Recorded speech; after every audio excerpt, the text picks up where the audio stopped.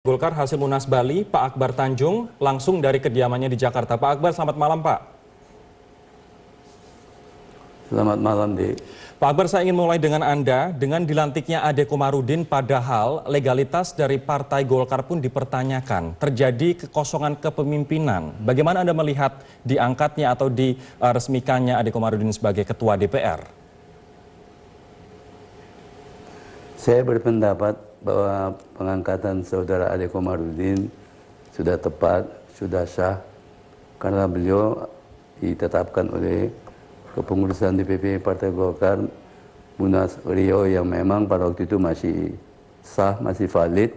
Memang setelah bulan Januari sudah tidak valid, tapi dia ditetapkan pada saat yang sah oleh Ketua Umum Partai Golkar produk Munas Riau, yaitu Saudara Abu Rizal Bakri, dan Saudara Abu Rizal Bakri pun pada waktu itu juga sempat berkomunikasi dengan saya, dan kami sepakat bahwa Adik lah yang paling tepat untuk menjadi Ketua DPR, karena Adik adalah juga Ketua fraksi, begitu ya. Pak Agung, di saat Munas Riau sudah tidak berlaku, tanggal 31 Desember sudah kadaluarsa begitu, kemudian dari Pak Akbar, mohon maaf, kemudian dari Pak Agung Laksono, Munasnya juga sudah dicabut begitu SK-nya oleh pemerintah, kemudian di kubu Abu Rizal Bakri juga tidak diakui oleh pemerintah. Apakah ini kemudian sah menurut Anda? Saya tetap berpendapat sah, karena apa? Karena saudara Ade Komarudin itu ditetapkan oleh saudara Abu Rizal Bakri sebagai Ketua Umum DPP Partai Golkar pada saat pada waktu itu Munas Riau masih valid. Karena Munas Riau itu tidak valid lagi setelah bulan Januari. Baik. Penetapan saudara Adik sebagai Ketua DPR kan masih bulan Desember. Saya kira oleh karena itu tepat. Kalau Bang Luhut melihat, saya akan beralih ke Bang Luhut, Pak Akbar. Bang Luhut melihat sah atau tidak? Di saat kondisi Golkar vakum kepemimpinan, tidak ada legalitas di kedua kubu. Jadi kalau nanya ini ke Bang Akbar, disitulah kenegarawanan seorang Akbar Tanjung. Karena itu saya sedih. Kemarin waktu di Bali beliau dapat peringatan keras oleh kubunya Abu Rizal Bakri. Gara-gara mengusulkan Munas. Mengusulkan Munas. Akbar seorang negarawan.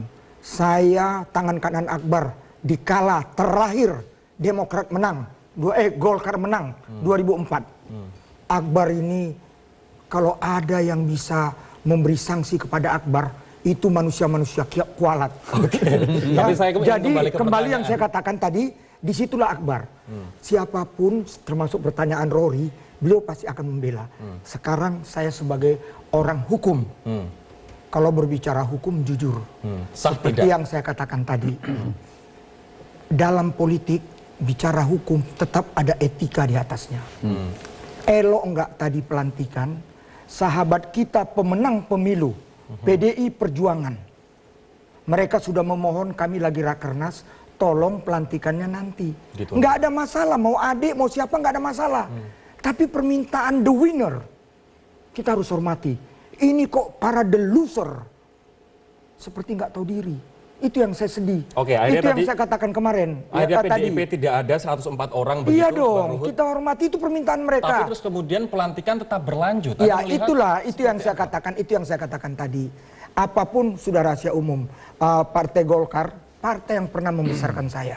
Dan saya juga pernah membesarkan Golkar, menang 2004. Setelah itu sekarang nggak pernah menang lagi. Saya ingin katakan, ya, biarlah Golkar ini menyelesaikan urusannya sendiri. Janganlah lembaga negara DPR ikut mencampuri melalui yang tadi pagi. Itu saya nggak setuju, itu yang saya nggak bisa terima. Ya, jujur saja, suatu masalah kalau mau diagendakan di Bamus, itu dibuka dulu itu sidang. Ini nggak dibuka kok ada triki-triki. Itu saya nggak bisa terima, jangan. Rakyat sudah sangat cerdas. Kalau saya karena sayangnya dengan Golkar. Tapi di Bamus, fraksi Anda, fraksi Hanura juga santai-santai aja loh. Oke-oke saja loh. Ya itu saya bilang. Anda tadi naik ke podium begitu. Itu yang saya katakan. Mereka ini semua negarawan. Ya, negarawan itu kan kadang-kadang, ya sudahlah. Tapi kalau saya ingin menegakkan hukum kok. Tidak elok partai politik dicampuri oleh lembaga negara. Kalau sikap Hanura seperti apa Pak Dedan? Di Bamus santai-santai saja, Hanura, Demokrat, semua santai-santai saja. Tiba-tiba ada drama begitu, hujan interupsi di paripurna. Jadi begini, kita ingin melepaskan beban DPR dari beban-beban yang terjadi atau dari konstelasi politik yang terjadi di luar. Apakah itu konflik Golkar, konflik P3. Kita ingin bergerak ke depan dengan DPR yang punya produktivitas. Oleh karena itu tadi kita melihat dari berbagai aspek. Perdebatan di Bamus itu cukup alot juga karena kita Hanura dengan Nasdem menginginkan agar tadinya paripurna pembukaan masa sidang dulu, baru Bamus, kemudian baru paripurna pelantikan Pak Ade Komarudin. Tapi ketika kita melihat bahwa ada situasi yang mendesak dan di situ diberi ruang oleh pasal 5253 di Undang-Undang MD3 bahwa ketika situasi mendesak bahwa DPR bisa menyelenggarakan rapat konsultasi pengganti Bamus. Nah berdasarkan itu semua sepakat dan ketika kita melihat sosok Pak Ade Komarudin yang bisa diterima oleh semua pihak, kemudian prosedur semua kita tempuh, maka inilah saya kira bahwa kita tidak ingin melihat kegaduhan-kegaduhan dan PDIP di awal, PDIP itu hadir, PDIP di Bamus hadir. Bang Ruhut mengatakan sangat menyayangkan aksi yang terjadi di rapat paripurna. Kalau Anda melihat ini legal atau tidak posisi Pak Ade?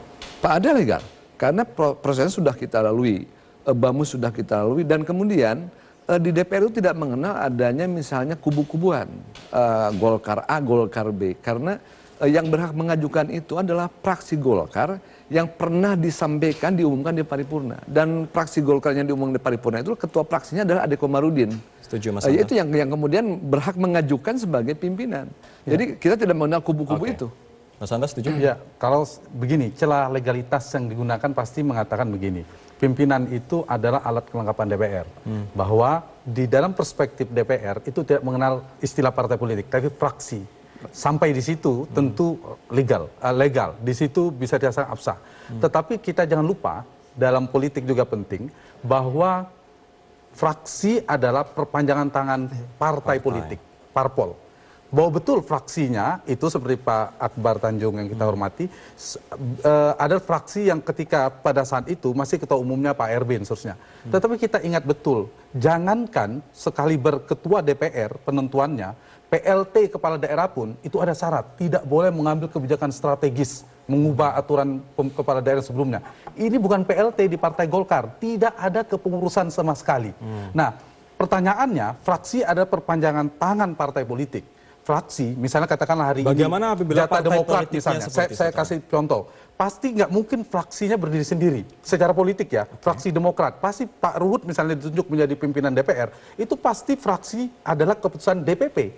Pertanyaannya adalah fraksi ini merepresentasikan keputusan politik DPP yang mana? Bagaimana apabila DPP pun belum diakui yang mana? Nah itu yang legal, secara politiknya mungkin akan dipersoalkan. Agak anehnya ada keterputusan logika politik menurut saya. Kalau bicara legalitas, ya kita harus hormati, kita hargai karena ini pertarungan politik. Adu cepat ya sudah selesai, pertarungannya sudah selesai dan Pak Ade Komarudin kita ucapkan selamat menjadi ketua DPR. Tetapi dalam konteks tadi menurut saya ada catatan harusnya lebih pantas dan seperti Pak Ruhut sampaikan tadi ya di podium, harusnya menunggu. Cuma pertanyaannya tadi Rory juga katakan, kok semua fraksi kok setuju akhirnya komprominya gitu. Oke, kita akan jeda terlebih dahulu, nanti saya akan tanyakan apa resikonya bagi Pak Ade ini apabila dua kubu di dalam Golkar tidak ada yang disahkan oleh pemerintah. Saya juga nanti akan tanyakan kepada Pak Akbar terkait dengan kubu Pak Agung Laksono yang menggugat keputusan dari DPP Golkar versi Abu Rizal Bakri yang menetapkan Ade Komarudin sebagai ketua DPR. Kami akan bahas sesaat lagi, tetaplah bersama kami. Ical dan juga Pak Agung begitu secara bergantian, apakah Anda melihat ada titik terang begitu di masa depan Golkar? Saya kira masalah antara Abu Rizal Bakri dan Agung Laksono itu bagi kami dari Partai Golkar tentu harus kita selesaikan dengan sebaik-baiknya untuk menjamin agar Partai Golkar bisa terus berkiprah dalam politik, terutama dalam menghadapi agenda-agenda politik khususnya pilkada pada awal tahun 2017. Dan kalau betul Pak Presiden sudah mengundang kedua tokoh ini, saya pikir itu adalah sangat tepat sebagai kepala negara. Beliau juga tentu mempunyai kepentingan agar pembangunan bangsa kita, pembangunan nasional kita, pembangunan politik kita pun juga berjalan sesuai dengan aturan-aturan yang telah kita sepakati. Begitu, Pak Akbar, apakah Munas masih tetap menjadi solusi utama dan satu-satunya yang harus dilakukan oleh kedua kubu, Pak? Saya berpendapat memang Munas lah solusi yang paling tepat. Karena apa? Karena Golkar tentu berkepentingan untuk turut dalam pilkada 2017. Untuk itu tentu Golkar harus segera mengkonsolidasi partainya, dan untuk mengkonsolidasi partai itu ya dengan adanya konflik yang sudah 1 tahun lebih ini, saya kira forum yang paling tepat, yang paling tinggi dalam suatu organisasi adalah Munas, dan disitulah nanti kita letakkan dasar-dasar untuk kiprahnya partai ke depan. Ini sekaligus juga untuk mengkonsolidasi jajaran partai dari pusat sampai ke daerah gitu ya. Pak Akbar, Anda terus mendorong Munas, tidak takut ditegur lagi oleh DPP, Pak? Saya melaksanakan atau menyuarakan Munas itu kan merupakan fungsi daripada Dewan Pertimbangan. Dewan Pertimbangan itu fungsinya adalah memberikan saran dan pertimbangan, diminta ataupun tidak diminta. Dan itu adalah merupakan tugas kami. Bahwa saran dan pertimbangan itu bisa diterima, bisa tidak, itu sepenuhnya adalah kewenangan daripada DPP. Dan kami pun tidak dalam potensi dan tidak dalam posisi untuk mencampuri putusan DPP. DPP tetap kami hormati. Kalau memang DPP menganggap bahwa saran kami itu tidak bisa diterima, ya tentu kami juga pasti akan menghormati. Tapi ya tentu fatsunnya, karena kami mengirim dengan surat, ya sebaiknya tentu dibalas juga dengan surat. Jangan hanya dengan ucapan, hanya dengan kata-kata teguran. Ini kan organisasi, apalagi ini organisasi sifatnya nasional. Organisasi yang boleh dikatakan sudah berkiprah dalam politik sudah puluhan tahun. Seharusnya manusia-manusia yang memimpin organisasi ini juga menghormati aturan-aturan organisasi. Saya kira begitu. Artinya Anda santai saja begitu ya, kalau toh misalnya nanti mendapatkan teguran kedua begitu? Ya pokoknya kita semuanya harus kembalikan kepada aturan-aturan yang telah diatur oleh organisasi. Dan kemudian undang-undang tentang partai politik, dan kemudian anggaran dasar, anggaran rumah tangga partai, dan peraturan-peraturan organisasi yang lain. Itulah organisasi yang benar, itulah organisasi yang modern. Ya. Baik, saya ingin beralih ke Bang Ruhut lagi. Bang Ruhut, Anda tadi di sidang paripurna sempat emosi, bahkan naik ke podium begitu, dan mengusulkan agar sudahlah PLT Ketua DPR tetap dipegang Fadlizon. Kenapa Anda bersikap sereaktif itu? Saya jujur saja, yang 4 ini kita harus hormati, baik Fadlizon, Fahri Hamzah, begitu juga Pak Agus dari fraksi saya, dan Pak Taufik. Ya, kita harus hormati. Masalah siapa nanti yang mewakili Golkar ini, karena kan itu memang jatah Golkar merujuk kepada MD3 yang baru. Ya, sabarlah, ojo ke susu. Jangan dikejar bayang-bayang sendiri. Saya hanya minta itu. Tadi apa yang dikatakan Pak Hanta Yunda, seorang doktor di bidang hukum tata negara, itu jelas sekali. Fraksi kepanjangan tangan partai. Ya, tolonglah. DPR itu kepanjangan tangan partai. DPR jangan mencampuri partai. Tapi yang menjadi pertanyaan saya kemudian, Bang, di badan musyawarah santai-santai saja, kemudian di paripurna ribut. Jangan-jangan ini hanya sandiwara saja? Iya, kalau saya kan saya katakan tadi kan Pak Ade saya sangat hormati, dia sahabat saya waktu kita sama-sama di Golkar. Nanti kamu yang beliau omongkan ini kan semua yang dilihat kita di kaca di Metro TV, tapi behind the scene-nya, di belakang ini ada apa? Ini harus semua rakyat tahu. Itu yang saya ingin sampaikan. Kawan-kawan sabarlah, apalagi the winner, ya mereka lagi rakernas, kita hormati. Tapi sudahlah.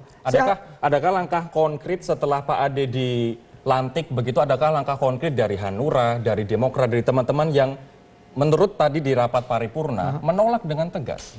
Kalau saya enggak, langkah konkret itu maunya apa? Dengar Bang Akbar, Golkar itu ada karena Akbar kok. Kalau enggak kemarin udah bubar 2004. Jadi maksud saya, Munas yang dikatakan Bang Akbar itu harus direalisasi. Dan kita terima kasih kepada Bapak Presiden kita sebagai pembina politik. Kita salut dengan Pak Jokowi tadi menelepon Pak Akbar, ARB dan Pak Agung. Udahlah kalian dame-dame di bumi lah, kasihan partai ini. Ya, partai yang saya pernah membesarkannya 32 tahun. Baik, ini nampaknya Pak Akbar sudah harus meninggalkan kita karena ada acara. Kami mengucapkan terima kasih Pak Akbar atas waktu Anda di Prime Time News kali ini. Saya ingin beralih ke Mas Hanta lagi. Terima kasih Pak. Saya ingin beralih ke Mas Hanta lagi. Mas Hanta, di saat kedua kubu saya ingin menegaskan, tidak diakui oleh pemerintah, siapa sebenarnya yang berhak untuk mengajukan ketua DPR? Ya, ujungnya ini, logikanya begini. fraksi itu adalah perpanjangan tangan. Kalau saya analogikan paling sederhana itu tangan. Berarti tangan itu kan berdasarkan perintah dari DPP, badannya, kepalanya ada di sana. Nah, saya mengistilahkan PLT pun itu tidak bisa mengambil keputusan strategis. Fraksi menurut saya belum bisa juga mengambil keputusan strategis kalau DPP-nya belum ada. Karena ini kan perpanjangan tangan. Fraksi itu tidak bisa mengambil keputusan sangat strategis seperti ini. Tidak sah dong. Sehingga menurut saya ini akan dipersoalkan.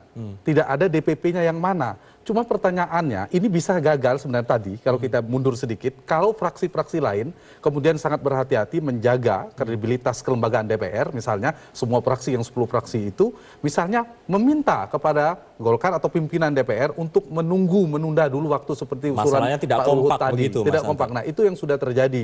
Cuma ini yang saya pikir sangat disayangkan kan. Nah, kita kembali kepada Golkar, kalau ada Munas nanti, misalnya untuk penyelesaian persoalan di internal Golkar, maka Munas ini akan menentukan yang paling dirugikan di Golkar sendiri, paling dekat di konstelasi DPR. Apa risiko bagi Ade Komarudin di saat Anda mengatakan tadi sebenarnya pengangkatannya tidak sah?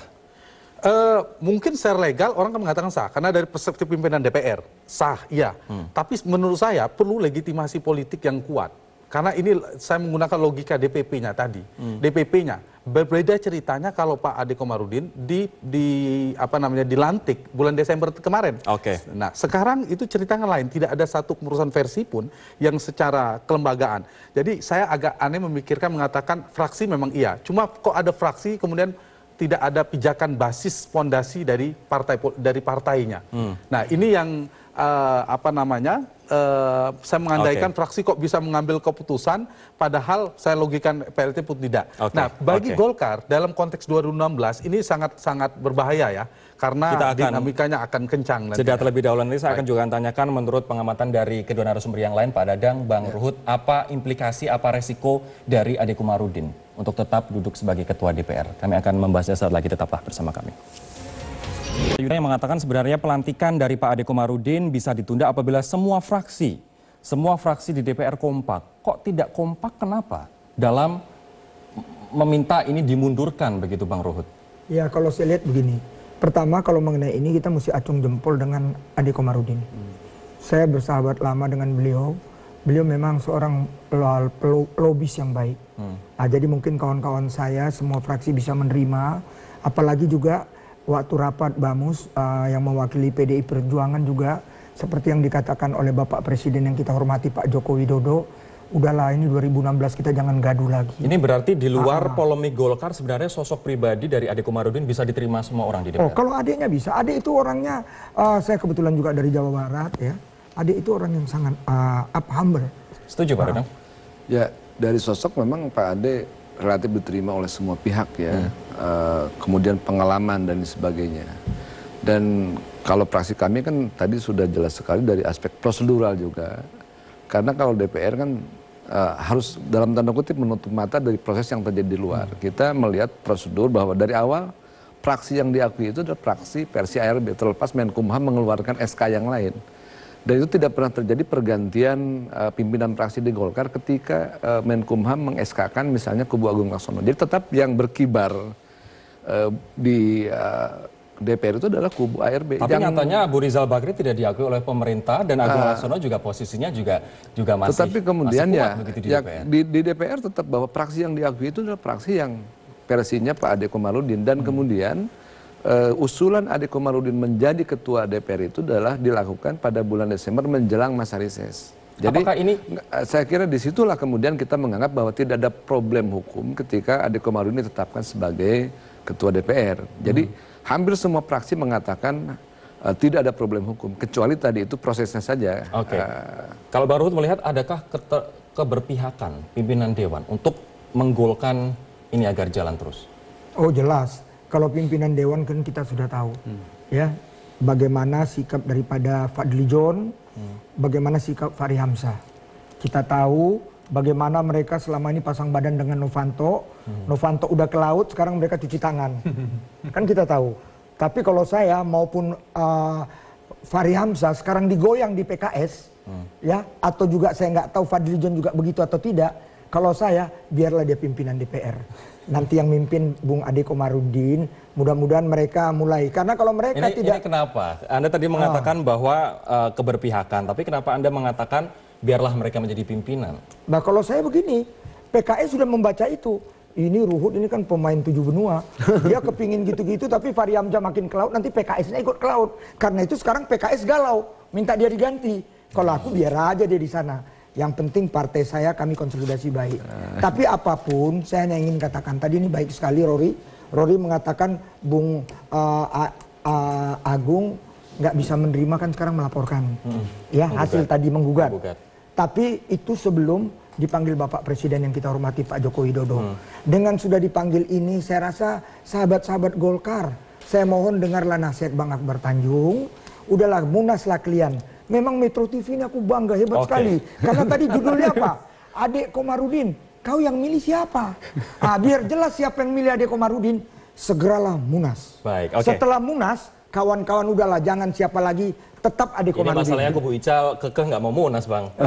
Enggak lah Pak. Baik. Ical juga kalau di belah hatinya mau itu. Oke, saya ingin ke Mas Hanta. Mas Hanta, bagaimana melihat rencana gugatan dari kubu Agung Laksono? Bahkan tadi tadi pagi di rapat paripurna, surat yang menyatakan bahwa kubu Agung Laksono memilih Agus Gumiwang sebagai ketua DPR, bahkan tidak dibacakan, tidak diakui keberadaannya. Ya, ini mungkin selesai parsial di DPR-nya, tetapi ini menambah kerumitan di internal Golkar dan bukan jalan keluar atau solusi bagi pertarungan internal Golkar. Ini yang disayangkan. Kita tentu Golkar harusnya punya kepentingan selain kepentingan di DPR, tapi ada keperluan bagi Golkar untuk mengkonsolidasi soliditas internal. Nah, dengan kasus ini menurut saya makin kencang ya, meskipun mungkin ada lobby-lobby, ada pertemuan dengan presiden yang memberi variabel. Ditambah kalau catatan tadi betul Pak Ade Komarudin mungkin punya akseptabilitas yang baik dari semua fraksi. Itu soal politik ya. Tetapi begini, juga tadi Kang Dadang juga sudah mengatakan pada saat itu SK-nya ada di Menkumham adalah AL sebenarnya, kubu AL. Tetapi kubu AL ini kan gagal mengambil alih tanda petik fraksi. Ini kan soal legitimasi politik, fraksi. Kenapa? Karena ketika merubah struktur fraksi itu harus mendapatkan dari pimpinan, dan pimpinannya itu kan menentukan, sehingga ada dua versi, yang ada versi Kemenkumham, kemudian ada DPR kalau kita menggunakan istilah lama KIH dan KMP. Dan konstelasi inilah yang kemudian menambah rumit. Nah, sehingga menurut saya Golkar ini semakin masuk kepada pintu kerumitan, kecuali mereka bersepakat mengadakan Munas tadi seperti ini juga berarti Pak Akbar saat ini katakan. posisi Golkar justru malah masuk ke pintu yang lebih rumit. Iya, kalau ternyata tadi Bung Rory katakan Agung Laksono akan menggugat. Itu kan semakin masuk ke pintu sana. Nah, ini yang menurut saya bagi Golkar ya akan membuka babak baru. Padahal 2016 ada dinamika di DPR, 2017 ada pilkada serentak, 2018 ada pilkada serentak, 2019 nanti ada pileg dan pilpres. Golkar harus hati-hati, di era Pak Akbar masih 127 kursinya. Di era Pak JK 2009 pilegnya 107, turun, banyak turunnya. Dan sekarang 91. Jadi kalau melihat tren penurunannya dengan kasus turbulensi internalnya ini tidak diselesaikan, ya bukan partai masa depan. Orang bicara partai masa depan tidak menutup kemungkinan Golkar akan jadi partai masa lalu. Kalau tidak berhati-hati dengan kerumitan. Ini apalagi di pilkada kemarin dari 260-an daerah yang menyelenggarakan pilkada, terbukti di Golkar pilkada. ikut 140 hanya mendapatkan 49 pimpinan Dari daerah. 49 itu yang betul-betul kader Golkar mungkin nggak sampai 49, Baik. hanya lebih kecil lagi. Oke, kami